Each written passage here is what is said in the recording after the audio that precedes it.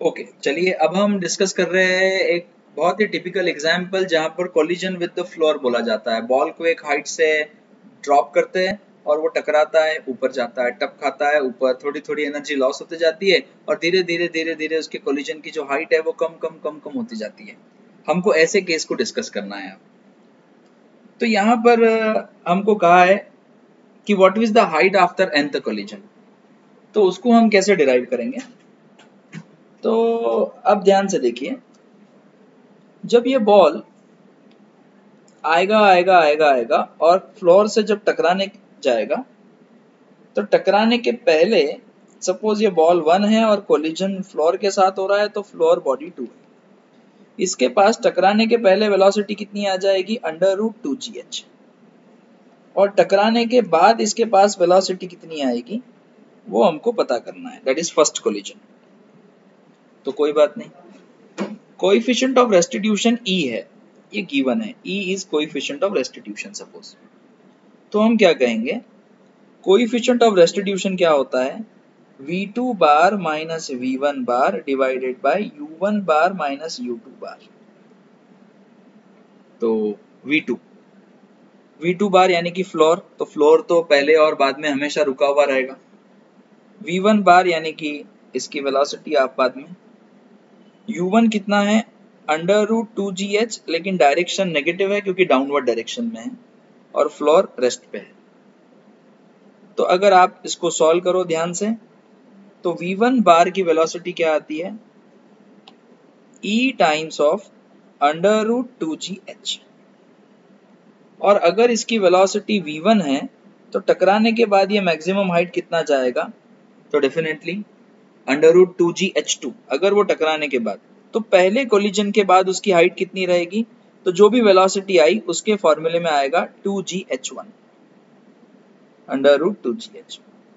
तो √2g दोनों साइड से कैंसिल हो गया, स्क्वायरिंग ऑन बोथ साइड करेंगे तो h1 क्या आ जाएगा, e²h।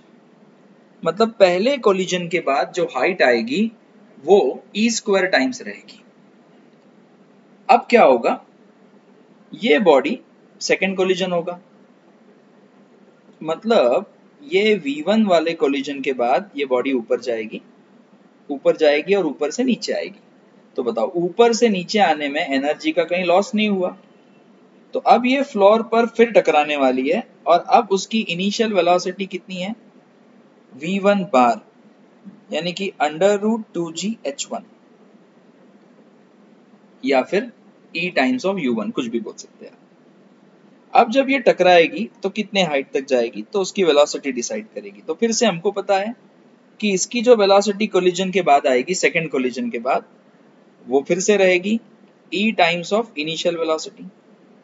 जैसे कि यहाँ पर आपने देखा कि v1 जो वेलोसिटी है वो e टाइम्स ऑफ इनिशियल आई है, तो यहाँ पर भी ये e टाइम्स आएगी। ये हाइट कितनी रहेगी, तो √2gh2 अगर हाइट है तो, और ये हो जाएगा √2gh1।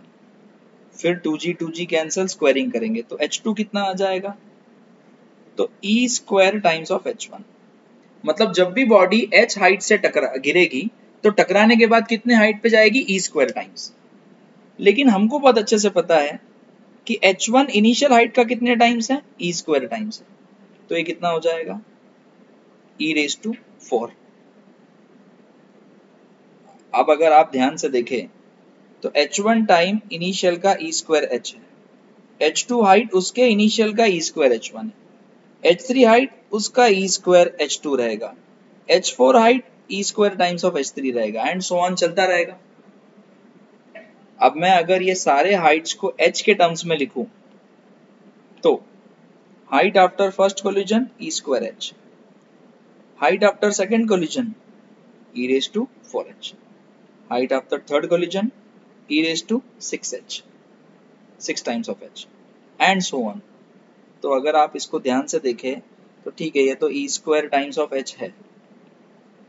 अब अगर आप इसको ध्यान से देखें तो ये क्या है, e⁻² टाइम्स ऑफ 2h, ये क्या है, e⁻² इंटू 3h। तो बताइए हाइट आफ्टर nth कोलिजन क्या आएगा, e⁻²n इंटू h। तो जब कोई बॉडी को आप ड्रॉप करते हो वो टप टप खाते खाते जाते जाती है, हाइट कम होती जाती है, और nth कोलिजन के बाद कभी हाइट पूछा तो आप क्या बोलोगे, e⁻²nh। ये हो गया हाइट आफ्टर nth कोलिजन।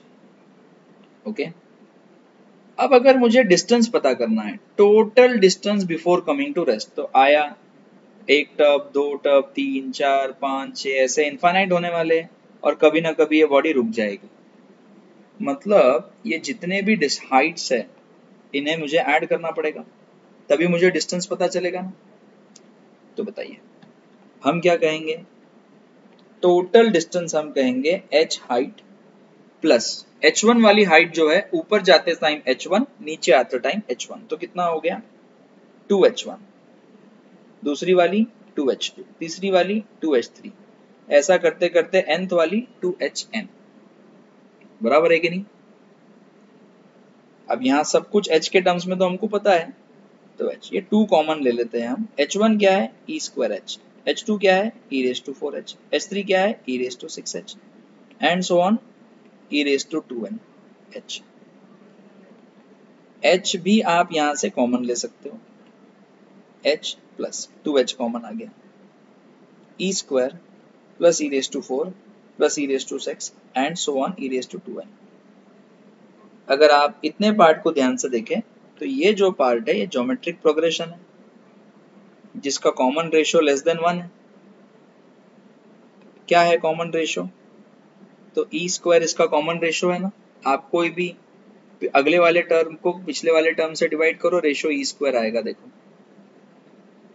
समझे आप सब, ऐसे करते हैं। तो इनफाइनाइट टर्म्स ऑफ जीपी के सम ऑफ इनफाइनाइट टर्म्स का फॉर्मूला होता है first term in bracket 1 minus common ratio upon 1 minus R. तो ठीक है, total distance will be equal to, तो ये h एज इट इज, ये 2h एज इट इज, और यहाँ एडिशन होगा first term upon 1 minus common ratio. अब इसको सॉल्व कर लेंगे, तो यहाँ पर हम h कॉमन ले सकते हैं, 1 plus 2e² upon 1 minus e², h 1 minus e² plus 2e² upon 1 minus e²। तो टोटल डिस्टेंस हो जाएगा height into 1 plus e² upon 1 minus e², और यह आया टोटल डिस्टेंस। सिमिलर वे से जो टाइम वाला पार्ट आपको पूछा है वो भी आप कर सकते हो। अब अगर मैं उसके सेकंड केस की बात करता हूं, जो टाइम वाला बिट आपको पूछा है वो भी आप सेम वे से कर सकते हो। तो हमको पता है नीचे गिरने का टाइम कितना होता है, तो हाइट से नीचे गिरने का टाइम कितना होता है, √2h/g। तो nth कोलिजन के टाइम पे हाइट कितनी रहेगी, तो हाइट nth इंटू जी, तो कितना हो जाएगा √2 of e⁻²n times of h into G. मतलब हाइट आफ्टर nth कोलिजन क्या है, तो e⁻²n, रूट के बाहर e⁻n हो जाएगा, और √2h/g मतलब फर्स्ट। तो कोई भी nth कोलिजन का टाइम क्या रहेगा, e⁻n times of time of first collision, और फर्स्ट कोलिजन का टाइम क्या है √2h/g। आप फिर से सारे टाइम फर्स्ट से लेकर तो n यानी कि इंफिनिटी तक ऐड करोगे तो फिर से जीपी मिलेगा, और आप सॉल्व करोगे तो आपका आंसर आएगा। ये आप ट्राई करेंगे। ये हुआ कोलिजन विद द फ्लोर, देखिए कैसे करते हैं हाइट आफ्टर nth कोलिजन, और ये वेरी कॉमन टिपिकल क्वेश्चन जो पूछा जाता है।